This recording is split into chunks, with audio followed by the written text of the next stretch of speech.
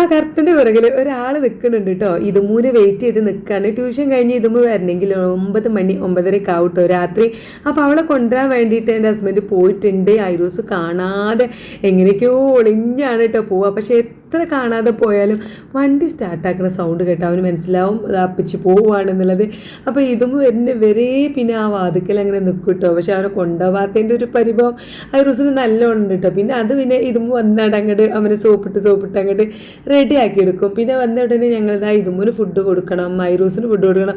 സമയം 9:30 ആയിട്ടുണ്ട്. അപ്പോൾ ഞാൻ ആദ്യം തന്നെ പപ്പടം പൊരിക്കാണ് കേട്ടോ. ഇതുമൂന്നും പപ്പടം ഇഷ്ടമാണ്. ഐറൂസിന് പിന്നെ ചോറാണെന്ന് രാത്രി. അപ്പോൾ ചോറ് നന്നായിട്ട് കഴിക്കണമെങ്കിൽ പപ്പടം ഉണ്ടെങ്കിൽ പെട്ടെന്ന് കഴിക്കൂട്ടോ. അപ്പോൾ പിന്നെ അവന് മാത്രം സ്പെഷ്യലായിട്ടുള്ള ചിക്കൻ വറുത്തത്, കാരണം അതിലേക്ക് മഞ്ഞൾപ്പൊടി ഉപ്പ് മാത്രം ഇട്ടിട്ട് മസാല തേച്ച് വെച്ചതാണ്.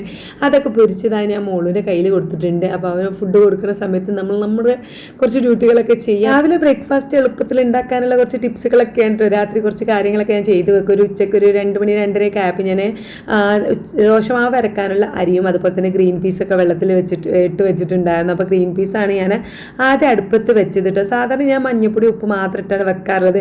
ഐറൂസ് എരിവൊന്നും കഴിക്കാനായിട്ടില്ല. അപ്പോൾ അവനുള്ളത് രാവിലെ മാറ്റി വെച്ചതിന് ശേഷം ഞാൻ പിന്നെ മുളക് പൊടി കാര്യങ്ങളൊക്കെ ആഡ് ചെയ്യാറുള്ളൂ കേട്ടോ. ഇന്ന് അറിയാതെ മറന്നു പോയിട്ട് മുളക് പൊടി മഞ്ഞൾപ്പൊടി ഉപ്പൊക്കെ ഇട്ടിട്ട് അടുപ്പത്ത് വെച്ചിട്ടുണ്ട്. ഇനിയിപ്പോൾ രാവിലെ എന്തെങ്കിലും കഴുകിയിട്ടോ അങ്ങനെ എന്തെങ്കിലും കൊടുക്കേണ്ടി വരും ഐറൂസ്. എന്തായാലും കടല അടുപ്പത്ത് വെച്ചതിന് ശേഷം ഞാൻ വേഗം ദോശക്കുള്ള മാവ് അരച്ച് വെക്കുകയാണ്. കുറച്ച് ഇട്ടിട്ടുണ്ടായിരുന്നുള്ളൂ, അരിയും ഉഴുന്നും ഒക്കെ.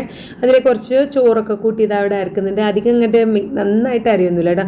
കുറച്ചൊരു തരി ഉള്ള രീതിയിലാണ് അരച്ച് വെക്കാറ്. രാവിലെ നന്നായിട്ട് മാവ് വരും. ആ രീതിയിലൊന്ന് ജസ്റ്റ് അരച്ച് വെച്ചാൽ പിന്നെ കൈ കൊണ്ടൊക്കെ ഒന്ന് ഇളക്കി മേലെ ഒരു ഇത്തിരി പഞ്ചസാരയൊക്കെ ഇട്ടെടുത്ത അടിപൊളിയായിട്ട് മാവ് വരാറുണ്ട് കേട്ടോ.